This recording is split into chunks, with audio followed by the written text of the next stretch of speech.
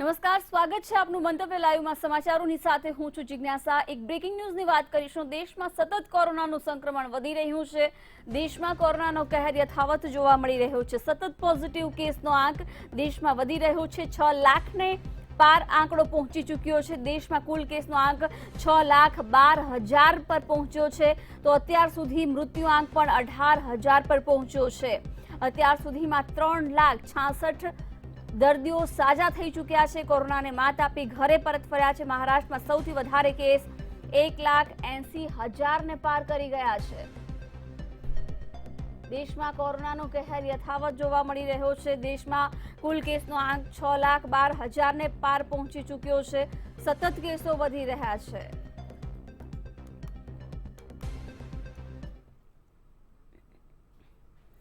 મુખ્યમંત્રી અરવિંદ કેજરીવાલે દેશની પહેલી પ્લાઝમા બેંકની શરૂઆત કરી છે।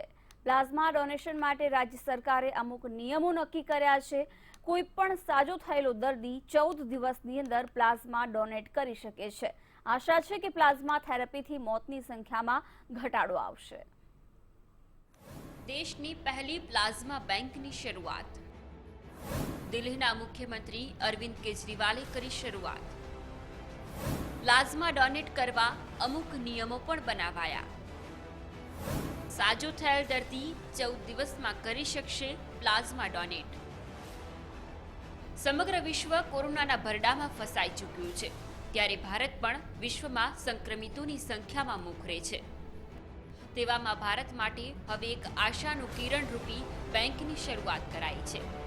દેશમાં આ પ્રથમ પ્લાઝમા બેંકની શરૂઆત કોરોનાથી થઈ રહેલા મૃત્યુઆંકને ઘટાડવાના હેતુથી કરાઈ છે। દિલ્હીના મુખ્યમંત્રી અરવિંદ કેજરીવાલ દ્વારા આ બેંકની શરૂઆત કરવામાં આવી। દેશની જનતા માટે આ આશીર્વાદ રૂપ બને તેવી અપેક્ષા પણ સેવાઈ છે।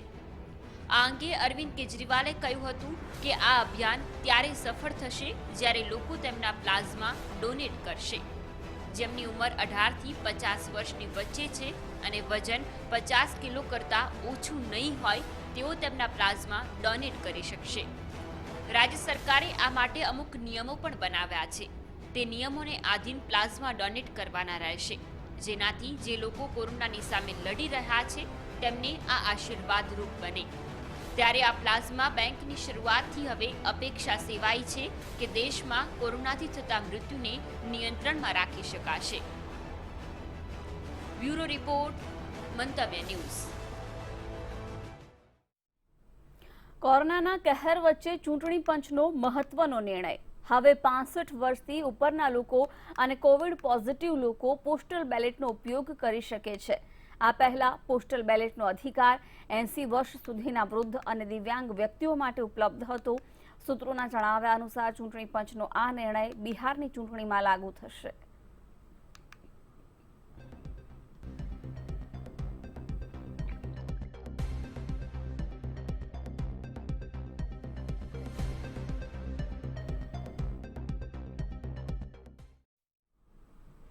કોરોના કાળમાં આજે શેરબજારમાં જોરદાર ઉછાળો જોવા મળ્યો હતો। માર્કેટ નિષ્ણાંતોની માનીએ તો કોરોના વાયરસની રસીના પરીક્ષણોના જે આશાવાદ છે તેને જોતા આ ઉછાળો આવ્યો છે। શેરબજારમાં તેજી આવતા સેન્સેક્સમાં 600 પોઈન્ટનો ઉછાળો જોવા મળ્યો। કામકાજના અંતે બીએસસી સેન્સેક્સ 429.25 પોઈન્ટ વધીને 35,835.70ની સપાટીએ બંધ રહ્યો, જ્યારે નિફ્ટીનો આંક 121.65 પોઈન્ટના ઉછાળે 10,551.70ના સ્તરે બંધ રહ્યો હતો।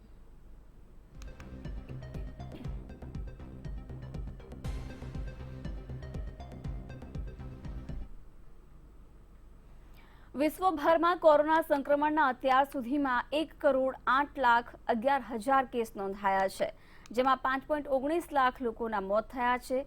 60.34 લાખ લોકોને સારવાર પછી રજા અપાઈ છે। અમેરિકામાં 27.80 લાખ કેસ નોંધાયા છે। 1,30,798 લોકોના મોત થયા છે, તો 11.65 લાખ લોકોને સારવાર પછી રજા આપવામાં આવી છે।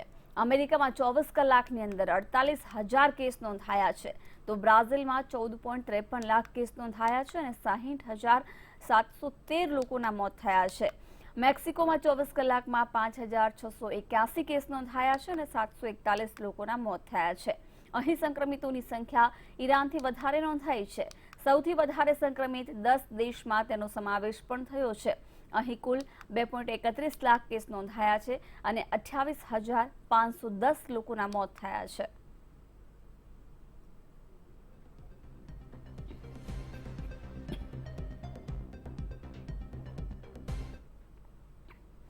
ચીનની અવળચંડાઈનો જવાબ આપવા સરકારે હવે સૈન્ય દ્રષ્ટિઓ કમર કસી લીધી છે. LAC પર સર્જાયેલા તણાવની વચ્ચે લદ્દાખમાં ભારતીય સેનાએ સ્પેશિયલ ફોર્સની તૈનાતી કરી દીધી છે. સૂત્રો મુજબ દેશના અલગ અલગ સ્થાનોમાંથી પેરા સ્પેશિયલ ફોર્સના યુનિટને લદ્દાખમાં તૈનાત કરવામાં આવી છે અને આ સ્પેશિયલ ફોર્સના જવાનો યુદ્ધાભ્યાસ કરી રહ્યા છે. ઉલ્લેખનીય છે કે સ્પેશિયલ ફોર્સે 2017માં પાકિસ્તાન સામે કરવામાં આવેલી સર્જિકલ સ્ટ્રાઇકમાં મહત્વની ભૂમિકા ભજવી હતી. સૂત્રોની માનીએ તો જરૂર પડતા તેમનો ઉપયોગ ચીન સામે પણ કરવામાં આવશે. ભારતમાં 12થી વધારે સ્પેશિયલ રેજિમેન્ટ છે જે અલગ અલગ વિસ્તારમાં ટ્રેનિંગ લે છે. જમ્મુ અને કાશ્મીરમાં તૈનાત સ્પેશિયલ ફોર્સની ટુકડીને લેહ અને તેમની આસપાસના ઊંચાઈવાળા વિસ્તારમાં નિયમિત રૂપે તેઓ યુદ્ધાભ્યાસ કરી રહ્યા છે.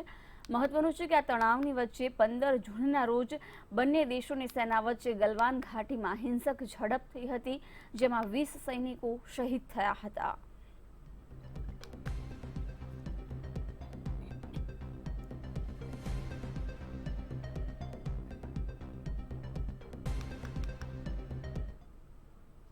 ભારત ચીન સરહદ પર તણાવ વચ્ચે મોદી સરકારનો સૌથી મોટો નિર્ણય. દેશની સૈન્ય શક્તિને મજબૂત કરવા માટે આ નિર્ણય લેવાયો છે. મોદી સરકાર રશિયા પાસેથી નવા 21 MiG-29 અને 12 સુખોઈ વિમાનની ખરીદી કરશે, જ્યારે અન્ય MiG વિમાનોને અપગ્રેડ કરવા પણ મંજૂરી આપવામાં આવી છે. સંરક્ષણ એક્ઝિબિશન કાઉન્સિલે કુલ 38,900 કરોડની ખરીદીના પ્રસ્તાવને મંજૂરી આપી દીધી છે. રાજનાથસિંહની અધ્યક્ષતામાં સંરક્ષણ સંપાદન પરિષદની બેઠકમાં આ નિર્ણય લેવાયો છે.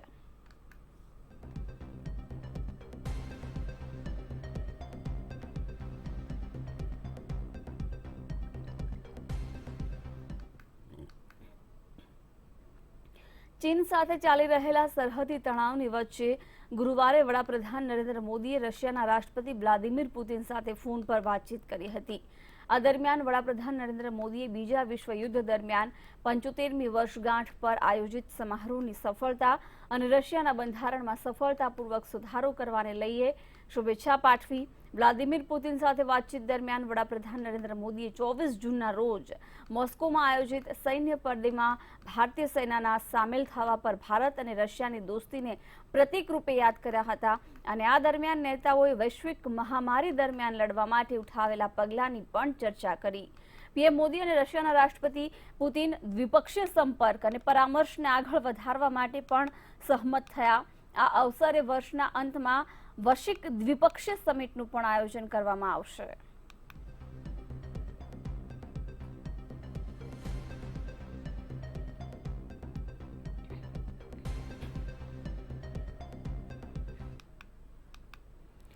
ભારતે ચીનની 59 એપ બેન કર્યા બાદ ચીન અકળાયું છે. આ પ્રતિબંધ મોંઘું પડશે તેવું નિવેદન પણ ચીનના અધિકારીઓ આપી ચૂક્યા છે. ત્યારે આ અંગે વાત કરતા કેન્દ્રીય મંત્રી રવિશંકર પ્રસાદે કહ્યું કે દેશવાસીઓની રક્ષા માટે ભારત ડિજિટલ સ્ટ્રાઇક પણ કરી શકે છે. તેમણે કહ્યું કે દેશવાસીઓની ડિજિટલ સુરક્ષા અને ગોપનીયતા માટે અમે 59 એપ્સ પર પ્રતિબંધ લગાવી દીધો છે, જેમાં ટિકટોક અને હેલો પણ સામેલ છે. રવિશંકર પ્રસાદે વધુમાં કહ્યું કે દેશને મોબાઈલ એપ્સ મામલે આત્મનિર્ભર બનવું પડશે. આ પ્રતિબંધે આપણા માટે વિકાસના નવા દ્વાર ખોલી દીધા છે. ત્યારે શું આપણે ભારતીયોએ બનાવેલી સારી એપ સાથે માર્કેટમાં ન આવી શકીએ? આપણે વિદેશી એપ પરની નિર્ભરતા પર રોક લગાવવી પડશે.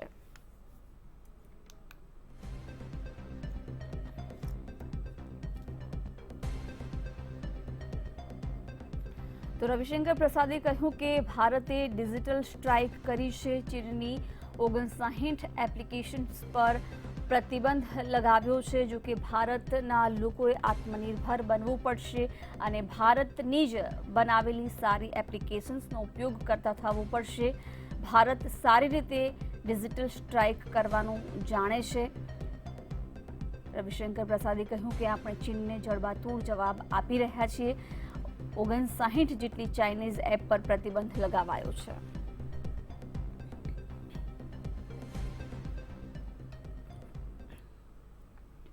ભારત સરકાર તરફથી સતત ચીનને આર્થિક મોરચે ઝટકા આપવામાં આવી રહ્યા છે.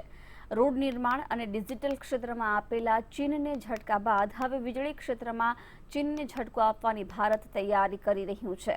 કેન્દ્રીય મંત્રી આર.કે. સિંહે કહ્યું હતું કે પાવર પ્રોજેક્ટ માટે જે પણ ચીનથી ઇમ્પોર્ટ થતું હતું તે હવે સરકાર રેગ્યુલેટ કરી શકે છે. આ ક્ષેત્રમાં કસ્ટમ ડ્યુટી પણ વધારી શકાય છે. કેન્દ્રીય મંત્રીએ જણાવ્યું કે ભારત એટલી તાકાત રાખે છે કે આપણે આર્થિક લેવલની સાથે સાથે યુદ્ધ ક્ષેત્રમાં પણ ચીનને ધક્કો મારી શકીએ. આજે સંપૂર્ણ દુનિયા ભારતની સાથે છે. તેમાં ભારતના મજબૂત નેતૃત્વનો હાથ છે. વધુમાં કહ્યું કે હવે ઘરના સામાન પર નિર્ભરતા વધશે કારણ કે દરેક ભારતીય ઈચ્છી રહ્યો છે કે ચીનને કડક રીતે પાઠ ભણાવવામાં આવે.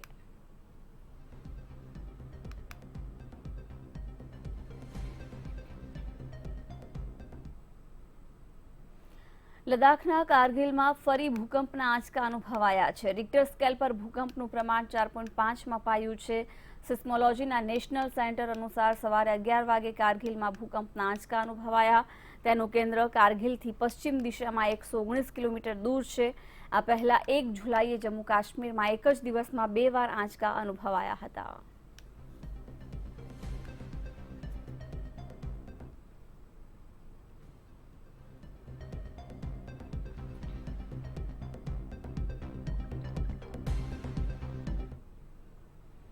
સરકાર દ્વારા રેલવેનું ખાનગીકરણ કરવાનો નિર્ણય કરાયો છે.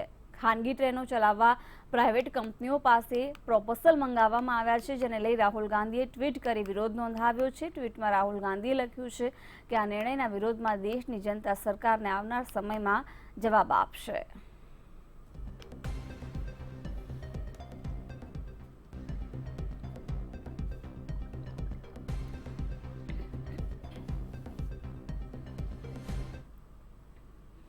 કોંગ્રેસ મહાસચિવ પ્રિયંકા ગાંધી વાડ્રા હવે યુપીમાં પોતાનું રાજકીય બેઝ કેમ્પ બનાવશે.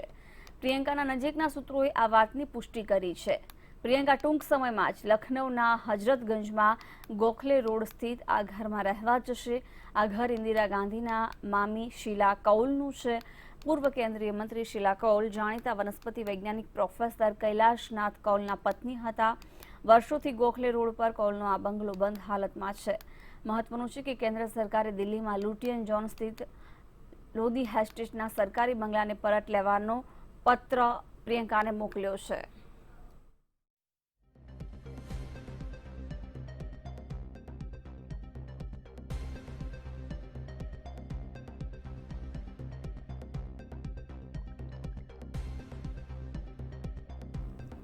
મધ્યપ્રદેશમાં કેબિનેટ વિસ્તરણમાં કોંગ્રેસથી બીજેપીમાં આવેલા જ્યોતિરાદિત્ય સિંધિયાનો દબદબો જોવા મળ્યો છે. 28 મંત્રીઓની યાદીમાં 11 મંત્રી જ્યોતિરાદિત્ય સિંધિયાના સમર્થક મંત્રી બન્યા છે. મંત્રીઓના શપથ ગ્રહણ બાદ જ્યોતિરાદિત્ય સિંધિયાએ કોંગ્રેસ પર નિશાન સાધતા સિંધિયાએ કહ્યું કે આપણે એવો આદમી નથી જોઈતો જે સિંહાસન પર બેસે, પોતાને રાજા મહારાજા સમજે. આપણે શિવરાજસિંહ ચૌહાણ જેવો જનસેવક જોઈએ. મંત્રીમંડળમાં સ્થાન મળેલ નેતાઓને ટ્વીટ કરી શુભેચ્છા પણ પાઠવી.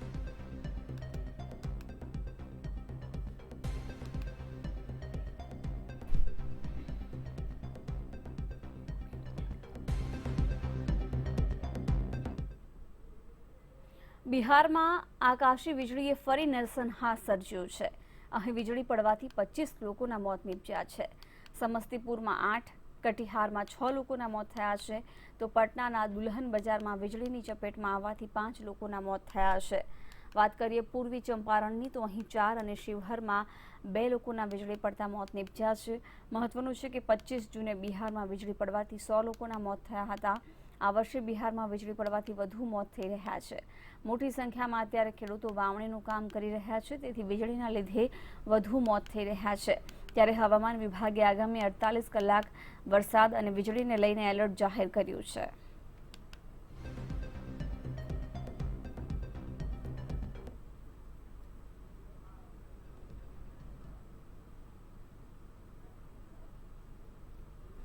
ભારતના પાડોશી દેશ મ્યાનમારમાં મોટી દુર્ઘટના સર્જાઈ છે. અહીંના કચ્છીન પ્રાંતમાં ભારે વરસાદને કારણે જમીન ધસી પડવાથી 100થી વધુ શ્રમિકોના મોત થયા છે. આ આંકડો હજુ પણ વધી શકે છે, કારણ કે ઘણા લોકો હજુ દબાયેલા છે. અહીંયા છેલ્લા એક સપ્તાહથી વરસાદ પડી રહ્યો છે. આ શ્રમિકો એક ખાણમાં કામ કરી રહ્યા હતા. અહીંના લોકોએ કહ્યું હતું કે પહાડી પરથી જમીનનો એક મોટો હિસ્સો ધસી પડ્યો હતો અને તેમાં આ શ્રમિકો દટાઈ ગયા હતા. ભારે વરસાદ વચ્ચે હાલમાં પણ અહીંયા રાહત કામગીરી ચાલી રહી છે. 1 વર્ષ પહેલા પણ આ પ્રકારની દુર્ઘટના સર્જાઈ હતી અને તેમાં 59 લોકોના જીવ ગયા હતા.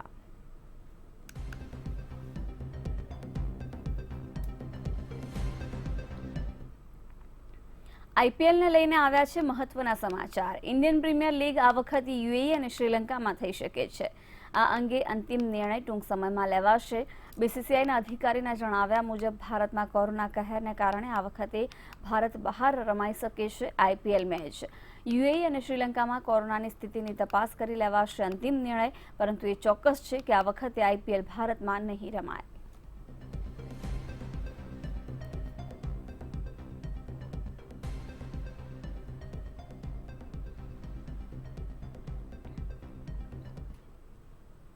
એલઆરડીની ભરતી પ્રક્રિયા શરૂઆતથી જ વિવાદમાં રહી છે. ત્યારે હવે હજુ સુધી ભરતીના ઓર્ડર ન મળતા કલેક્ટરને આવેદનપત્ર આપી ભરતી પ્રક્રિયા ચાલુ કરવા માટે માંગ કરવામાં આવી છે.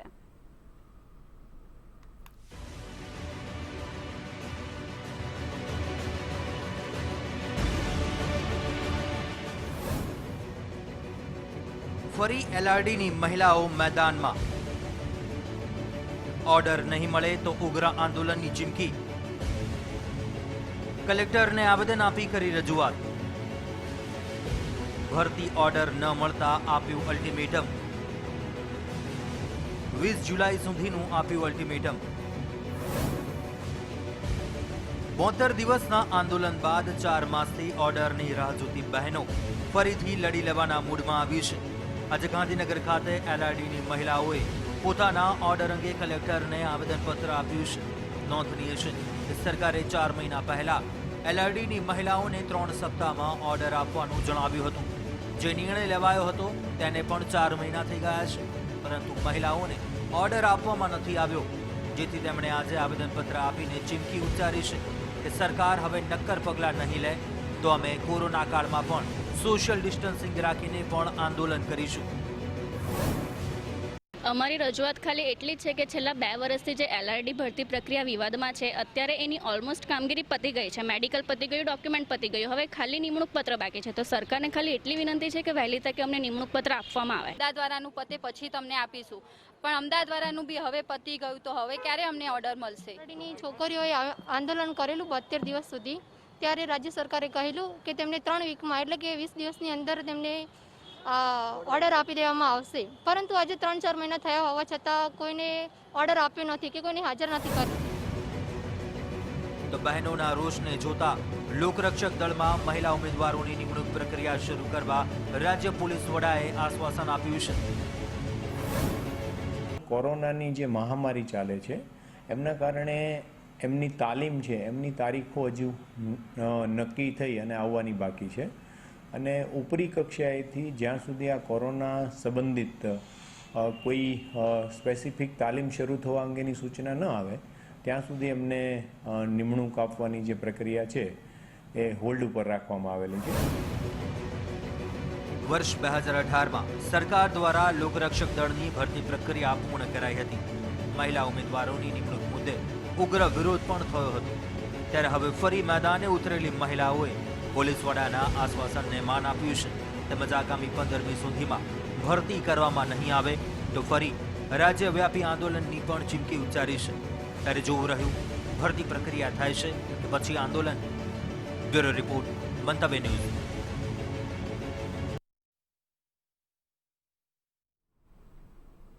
કોરોના ફક્ત સ્વાસ્થ્યની દ્રષ્ટિએ નહીં પણ માનસિક રીતે પણ પાયમાલ કરી નાખે છે, જેનો જીવંત દાખલો છે ગુજરાત સરકારનું શિક્ષણ વિભાગ. યુનિવર્સિટીની પરીક્ષામાં યુટર્ન માર્યા બાદ મેડિકલ પરીક્ષા મુદ્દે પણ યુટર્ન માર્યા અને લોકરક્ષક દળની પરીક્ષાની પણ રક્ષા ન કરી શક્યા. ગાઈડલાઈનની ગાથાના રવાડે ચાલેલી સરકાર હવે પ્રાથમિક શાળાના બાળકોની પરીક્ષા મામલે નવો નિયમ લાવી છે. આપ પણ જુઓ. યુનિવર્સિટી પરીક્ષા પર યુટર્ન, મેડિકલ પરીક્ષા પર યુટર્ન, લોકરક્ષક પરીક્ષાની રક્ષા પર સવાલ. કોરોના સંકટ વચ્ચે રાજ્યનું શિક્ષણ વિભાગ નિર્ણય લેવામાં નબળું પુરવાર થયું છે. પહેલા યુનિવર્સિટી સહિત જીટીયુની તમામ પરીક્ષાઓના આયોજન બાદ તેને રદ કરવામાં આવી. ત્યારબાદ મેડિકલ અને પેરામેડિકલની પરીક્ષાઓ મામલે પણ સરકારે યુટર્ન માર્યો. સરકારી ભરતીની ગુલબાંગો પુકારતી સરકાર લોકરક્ષક દળની પરીક્ષાની પણ રક્ષા ન કરી શકી. રહી રહીને શિક્ષણ વિભાગે પરીક્ષાઓની લાજ તો રાખી, પણ નિર્ણય એવો લીધો કે રહેવાય પણ નહીં અને કહેવાય પણ નહીં, કારણ કે અંતે તો બાળકોના ભવિષ્યનો સવાલ છે. રામ ભરોસે શિક્ષણ, વાલી ભરોસે પરીક્ષા. સરકારનો વાલી ભરોસે નિર્ણય. શાળાની માસિક પરીક્ષા ફરજિયાત. સરકાર દ્વારા જાહેર નિયમ મુજબ શાળાઓમાં લેવાતી માસિક પરીક્ષાઓ વાલી ભરોસે છોડી દેવામાં આવી છે. શિક્ષકો પ્રશ્નપત્ર ઘરે પહોંચાડશે, વાલીઓ પરીક્ષા લેશે અને બાળકો ઘરે બેઠા પરીક્ષા આપશે. સરકારી, ગ્રાન્ટેડ અને ખાનગી સ્કૂલોએ જુલાઈ મહિનાના અંતિમ સપ્તાહમાં માસિક પરીક્ષા લેવાનું ફરજિયાત બનાવવામાં આવ્યું છે, જેમાં મુખ્ય ભાષા અને ગણિતની માસિક પરીક્ષા લેવાશે. 28 જુલાઈ સુધીમાં પ્રશ્નપત્ર ઘરે પહોંચાડવામાં આવશે અને 31 જુલાઈ સુધીમાં ઉત્તરવહીઓ શાળામાં પરત પહોંચાડવાની રહેશે. બાળક ઘરેથી પરીક્ષા આપશે, વાલી પરીક્ષા લેશે અને શિક્ષક નંબર આપશે. ઠીક છે, પણ ગાઈડલાઈનના રવાડે ચડેલી સરકારના આવા નિર્ણયોને અને નિર્ણયો બાદ લીધેલા યુટર્નને કોરોના કાળમાં કેટલા નંબર મળે છે એ કહી જોવું રહ્યું. બ્યુરો રિપોર્ટ, મંતવ્ય ન્યૂઝ. ખાલી પડેલી 8 વિધાનસભાની બેઠકો ઉપર સપ્ટેમ્બરના અંત સુધીમાં ચૂંટણી યોજાય તેવી શક્યતા છે. ત્યારે હાલ આ પેટા ચૂંટણીને લઈને કોંગ્રેસે અત્યારથી જ તૈયારીઓ શરૂ કરી દીધી છે. ત્યારે સિનિયર નેતાઓને સિરે આ પેટા ચૂંટણીની જવાબદારી સોંપવામાં આવી શકે છે. રાજ્યસભાની ચૂંટણી જાહેર થયા બાદ કોંગ્રેસના પહેલા 5 અને પછી 3 એમ કુલ 8 ધારાસભ્યોએ રાજીનામા આપતા 8 વિધાનસભાની બેઠકો હાલ ખાલી પડેલી છે, જેના ઉપર સપ્ટેમ્બરના અંત સુધીમાં ચૂંટણી યોજાય તેવી શક્યતાઓ છે. ત્યારે આ 8 બેઠકોમાંથી એક પણ બેઠક કોંગ્રેસને ગુમાવવાનો વારો ન આવે તેની તૈયારીઓ કોંગ્રેસે અત્યારથી જ શરૂ કરી દીધી છે. સાથે જ આ તમામ બેઠકો માટેની જવાબદારી સિનિયર નેતાઓને સોંપવામાં આવી છે. બેઠકોની વાત કરીએ તો ગઢડા શક્તિસિંહ ગોહિલને, લીંબડી અર્જુન મોઢવાડિયાને, ડાંગ તુષાર ચૌધરીને, કપરાડા ગૌરવ પંડ્યાને, ધારી પુંજાભાઈ વંશને, કરજણ સિદ્ધાર્થ પટેલને, મોરબી પરેશ ધાણાણીને અને અબડાસા શક્તિસિંહ ગોહિલને બેઠક સોંપવામાં આવી છે. આમ કોંગ્રેસે અત્યારથી જ જવાબદારી સોંપવાની સાથે જ સેન્સ લેવાની પ્રક્રિયા પણ શરૂ કરી દીધી છે.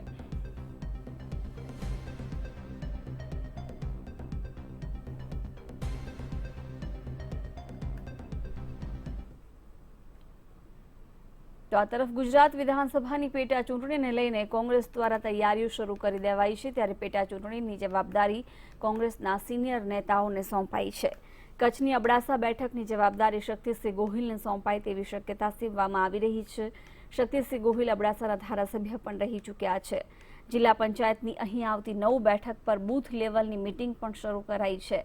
અબડાસા બેઠકમાં આવતા લખપત, નખત્રાણા, અબડાસા તાલુકામાં કોંગ્રેસનો પંજો મજબૂત રહ્યો છે. ત્યારે ફરી આ બેઠક અંકે કરવા માટે કોંગ્રેસ દ્વારા સ્થાનિક લેવલે પ્રચાર શરૂ કરાયો છે.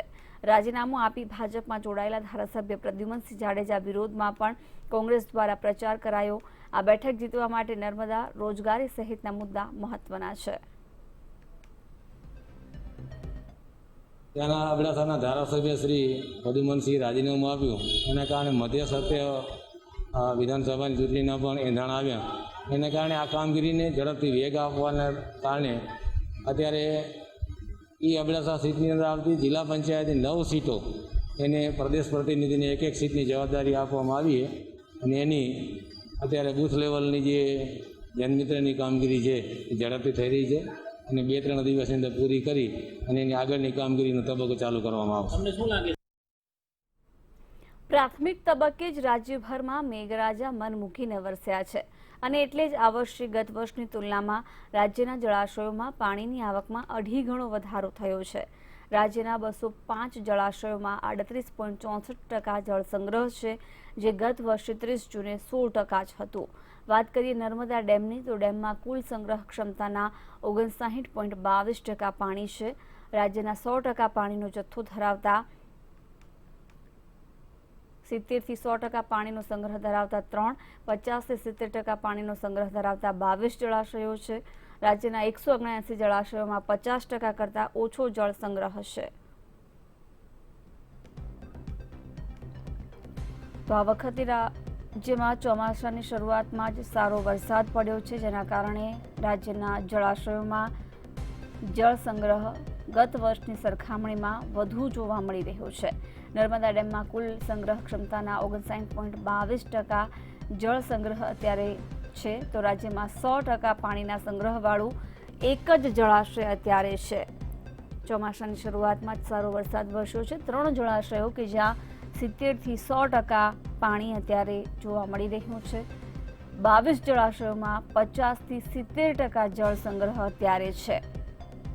ગત વર્ષની સરખામણી આ વખતે જળાશયોમાં સારા નીર છે.